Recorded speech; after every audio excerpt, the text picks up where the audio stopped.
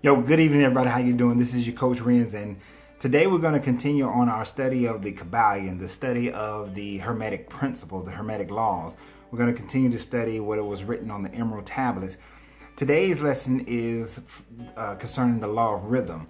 Now, if you are seeing this video will be available for both people on YouTube, Facebook, as well as my patrons on my Patreon account. If you want to see some of the preceding videos about the other Hermetic laws in great detail, such as the one that I'm doing right now, then you're going to, I ask you to go over to my Patreon and become a patron of that, so that more of these videos can continue to flow and this information continue to get out. So we're going to talk today about the Law of Rythem, the Law of Rythem. And if you're not already in full understanding of the Law of Rythem, it's very simple, but yet you do need to understand the other principles. So I'm going to mention some of the other principles, some of the other things that you would need to know in order to fully grasp and understand the Law of Rythem. And I do ask you to share this video, to share this on your Facebook page, to share it on YouTube, to share it as often as you possibly can, because we do need people to understand these Hermetic laws in order for us to make the world into the place that it should be, and to raise our consciousness so that we can elevate our mentality and the way we live and breathe and act on this world. Now, many people have taken the Hermetic laws and they've diluted it.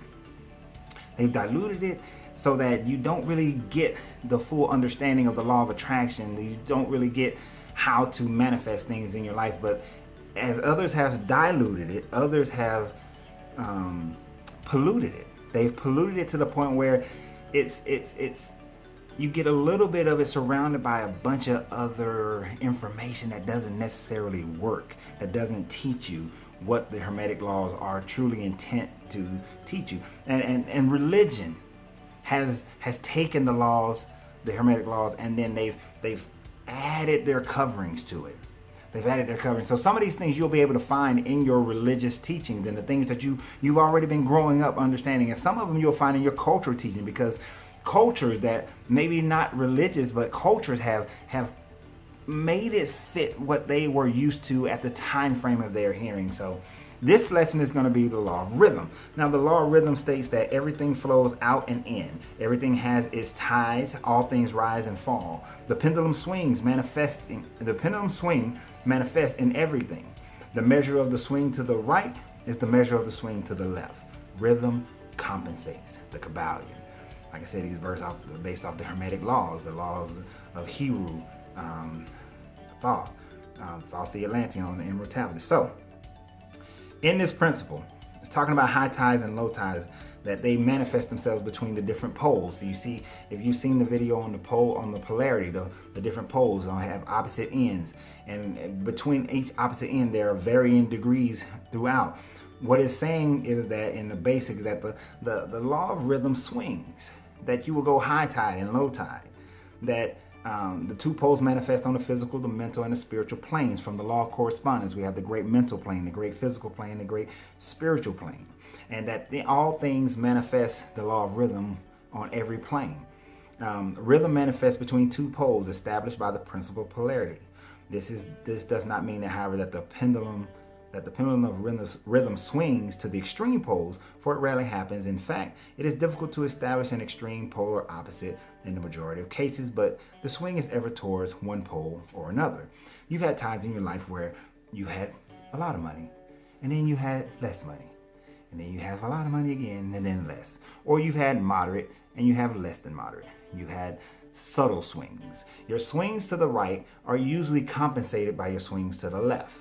So as we swing, you have your goods and your bads. You have your fun and your sad times. So along the pole of whatever we're talking about, for instance, you had your hot times in the season. It's hot, then it's cold in winter. So we have our swings of the pole.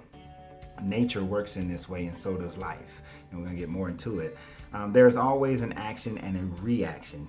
You remember the thing where you hold a little ball and it swings and it hits to one side and then it goes off on the other side. The energy carries through. So we have our action and reaction. But this happens in everything. This is why there has not been a nation that has survived forever. Nations rise and nations falls. Usually at the height of a risen nation is when it begins to fall. So America rises. One day America will fall. The Soviet Union rose, and then it fell. The Roman Empire rose, and then it fell. The Mali Empire rose, and then it fell.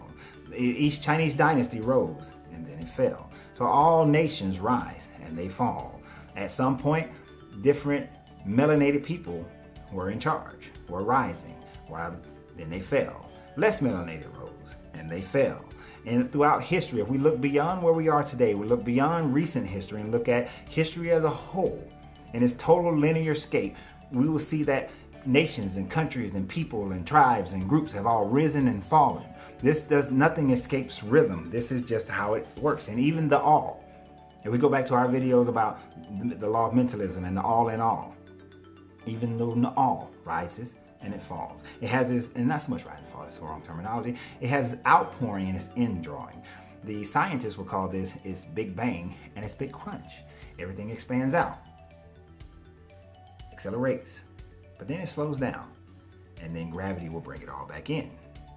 Big Bang, Big Crunch. The outpouring of the all, the indrawing back into itself is the thought process. Even the Brahmins, they talked about the outbreathing of Brahma and the inbreathing. That Brahma breathed out and all existence occurred, and when Brahma breathes in, all existence comes back into Brahma. So we have this in the cycles of the sun. It actually says the sun springs into being, and then at their height of power being reached, the process of retrogression begins, and after eons, they become dead masses of matter, awaiting another impulse, which to start again their inner energies into activity of a new solar life cycle. Meaning, a sun grows, then it becomes a black hole, and it comes back in, and it's condensed. It's so dense that no light can escape it. And then once enough energy is built up again, it explodes like a supernova, and it's the birth of a new sun, a new star. The whole process goes back and forth for eons of time. It goes over and over again. It's a pendulum. It recycles itself. So just as night follows day, the pendulum will swing from summer to winter and back again. There's no such thing as absolute rest or cessation from movement, for all movement partakes of the law of rhythm, meaning that nothing, in our discussion of the law of vibration, all things move, all things vibrates. Nothing is ever not moving, not swinging from either to one pole or the other pole. And this is the understanding we must have, that all things are moving from one pole to the other pole. So you have to be able to identify in your life at every aspect what the pole is. Remember, in the law of polarity, we have to identify what pole we're on, what level of consciousness that we're on, what plane of existence according to the law of correspondence that we're on. And when we understand that and can look at our vibration and see if we're attracting what our vibration is attracting and what our vibration is repulsing, then we can tell the swing of the rhythm at the time. It's like a basketball game or a football game. You have I like basketball better, because what they say in basketball is that basketball is a game of runs. It's a game of runs. A team will score 10 points in a row. The other team scores 2 or 3. They have a run. Then the other team comes back. They score 10, 12 points in a row. The other team scores 5. They have a run. How the other team mediates the run of the other team. If when one team is having a run, the other team can have a small run in the midst of it. Or one team has a run, and then if the other team tries to have their run, to have a longer run, a bigger rhythmic run. And what happens? The coach calls a timeout. He calls a timeout because he wants to stop the rhythm. The rhythm of the game is flowing towards the other team. So the rhythm of your life is flowing to the other team, and sometimes you need to call a timeout. You need to stop the game so that you can then disrupt the rhythm of your life and change the flow. Maybe you're headed towards, this is when we're trying to fix our debt, right? We're going into debt, more overhead, more debt, less money. And then you have to stop the bleeding, as they say. Stop all your spending, stop all your unnecessary spending, regroup, regather, and then start the movement back to the right. Start saving money, maybe even if it's $1. See, here's the thing, rhythm because there's no cessation of movement. Even if you start by saving $1, if you start by saving $1 a day, you start by saving 50 cents a day, then you are basically you're causing the vibration to move the rhythm back to the right, because now you're building a savings. And then you start adding more money to it, the rhythm and the vibration speeds up because you're adding more money. The rhythm is now moving, it's now speeding up a little faster, back to the right. Now you're saving $2 a day, $3 a day, $5, $10, $20 a day. Now you're saving. Now you're not eating out as much. Now you're starting to get into a flow. Now things are working for you because you changed the rhythm of the game. And that's what rhythm allows for you to understand, is that once you recognize the pole, recognize the vibration, recognize the playing, recognize your mental thought, then you can change the rhythm by moving it back in the positive, back to the right. But let's get a more understanding of it. But the Hermeticists carry the principle much further and know that its manifestations and influences extend to the mental activities of man, and that it accounts for bewildering cessation of moods, feelings, and other annoying and perplexing changes that we notice in ourselves. But the Hermetists, by study of operation of this principle, have learned to escape some of its activities by transmutation. The Hermeticists know that as we move to the right, eventually there will be a swing to the left. As we make money, eventually we know there will be a loss of money. As there is a progression, as there is excess, as the economy gets better, we know that a recession will follow. Every economist knows this. There's progress and then recession. It goes up and it's going to go down. The market is going to go up, then it's going to go down. But the Hermetists and the greater investors and economists knows that for every rise in the market, there is a fall in the market, and it's about timing their investments and maneuvering their investments to ensure that no matter what the market is doing, they're making money. The Hermetist knows that no matter what the world is doing, no matter what's going on, their mental transmutation of thought and mind is to always remain to the right.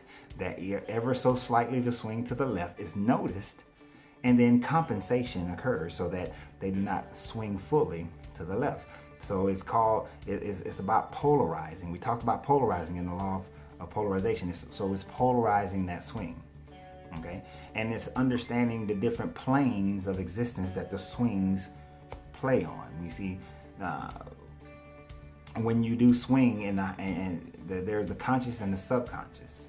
So in the mentality of a person, it is the ability to allow the negative swing to the left to only exist on the subconscious level and not in the conscious level, not in your actual thoughts that you're thinking throughout your day that then affects your subconscious, but you allow the negative swing to swing beneath you, below you, as if it is a river of water that flows underground and it has no effect on the top level soil that produces your fruit.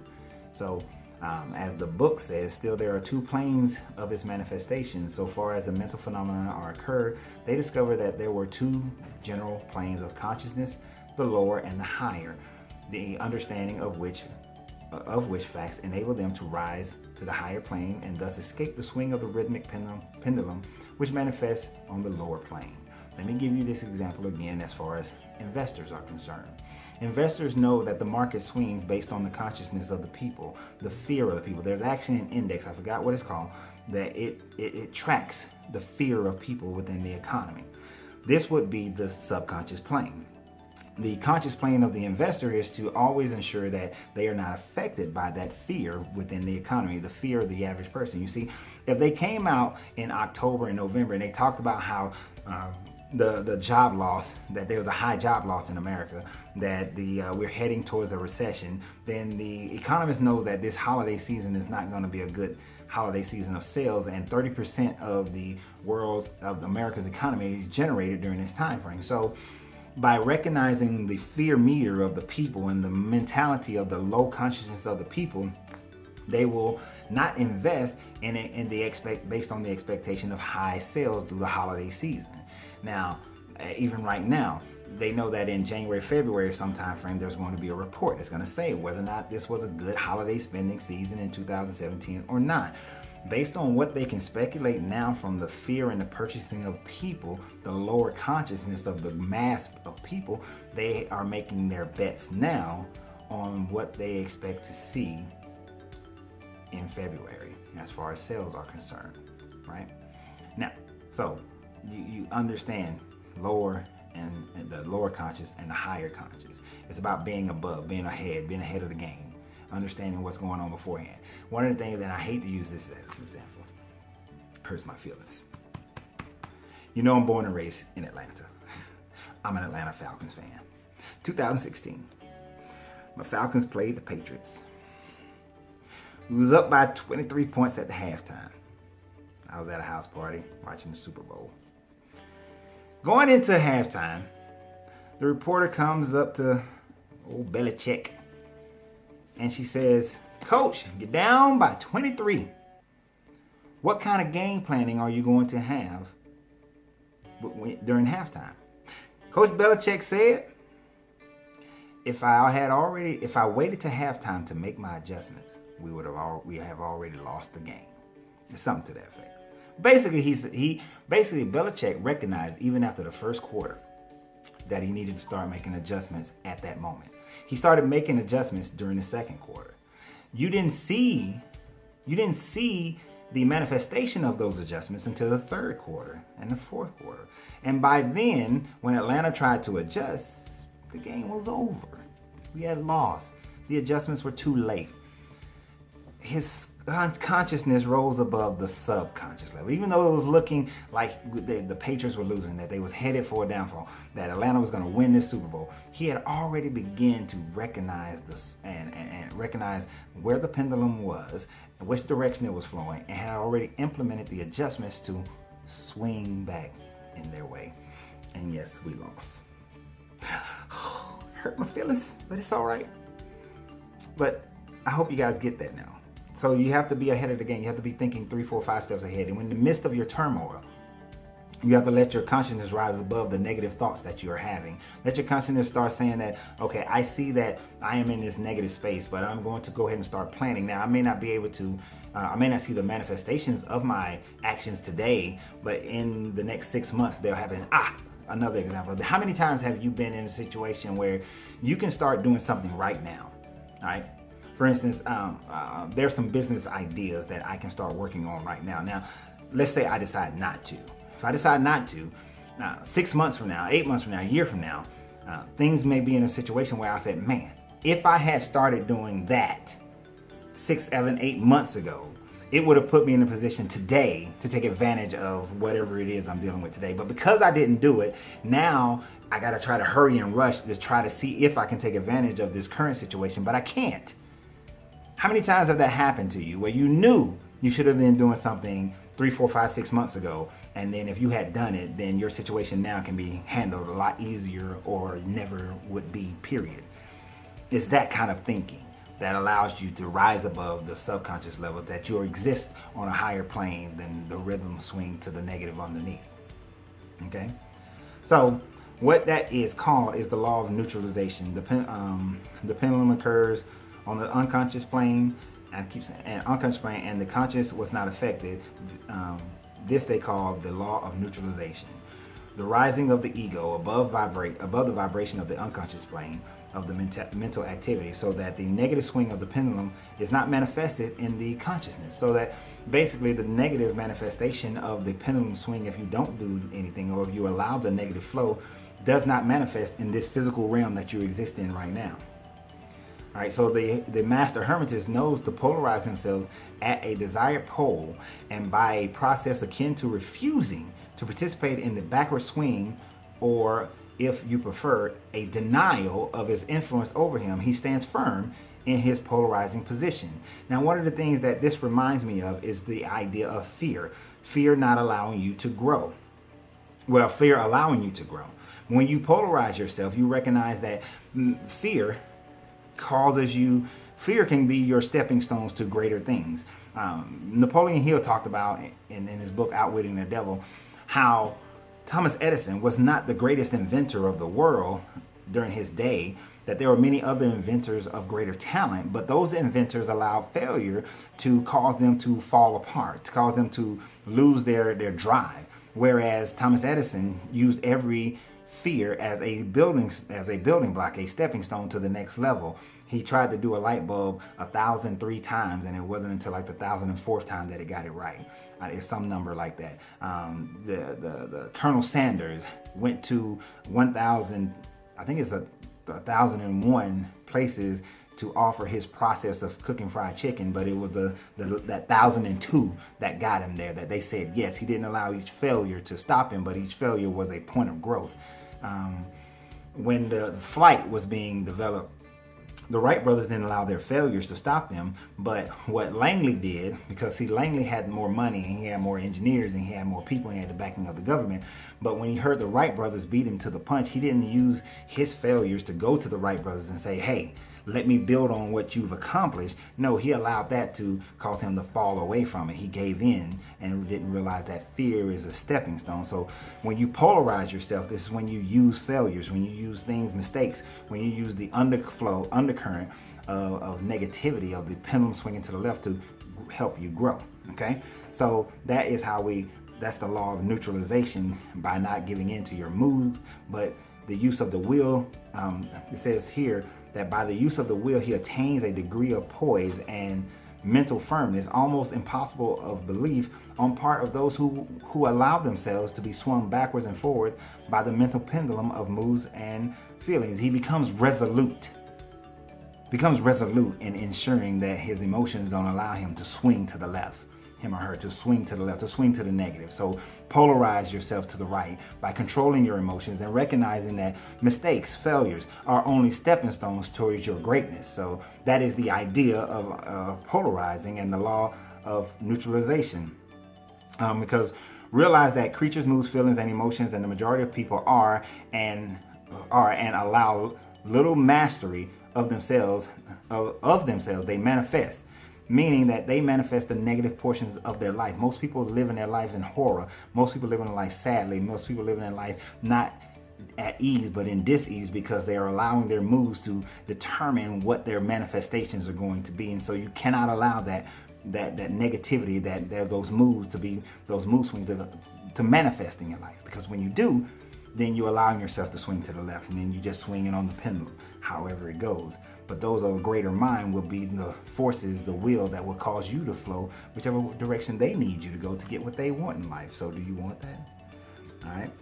But so this is what the law of rhythm is teaching. And there's a lot more, really. But that's what the law of rhythm is teaching. But when you understand this, that these flows left to the left and right, that there is also this law of compensation. The law of compensation says that the law of rhythm will balance itself out, that it will compensate, that as far as the swing to the right will be the swing to the left. But when you neutralize, you know that you can swing to the right and you can neutralize it so that the swing is very small. There will always be some level of swing, but you can neutralize the swing so that the law of compensation doesn't swing you too far to the right, that if you make 100,000, you go down to negative 100,000, but you can manage that swing 100,000 to 90, 100,000 to 90. You can neutralize that swing so that it doesn't take you like that. Relationships, so that the relationship stands on high and only swings a little bit and swings back on high. Not swings all the way to divorce and disappointment and all these other things, but neutralizing the swing. It's just like there are those, as far as you swing in pleasure, you can swing into sorrow. There are others in which permit the most intense enjoyment, but also most intense suffering. The rule is that the capacity of pain and pleasure to each individual are balanced. But like I said, you can neutralize so that the swing is very minimal, and you can stay in high by increasing your vibration, maintaining the high mental state, and then you will decrease how much negative feelings push you to the left, and so that you can stay positive to the right. Okay. Even though people they believe they have to pay a price for everything, and that everything must, that you can't have your cake and eat it too. When you become a master at this, you may not have your cake and eat it too, but you can have your cake and you can eat some of it. You can taste it. All right, you can have some of both. But everything does have two sides of the coin. Everything has its pleasant and its unpleasant. You may be working so hard to create millions, but in that creation, you wind up not being able to enjoy it as much as someone who is not working as hard, but they have the ability to enjoy it. So understanding this law of rhythm is very beneficial in you understanding how to control your emotions so that you don't have major swings in your life, so that you can understand how to stop the rhythm of the flow to the negative. That's the big picture. So I hope you guys enjoyed this. Please join me on Patreon and support this channel, and more in-depth information on the other side. You got to free yourself to be yourself.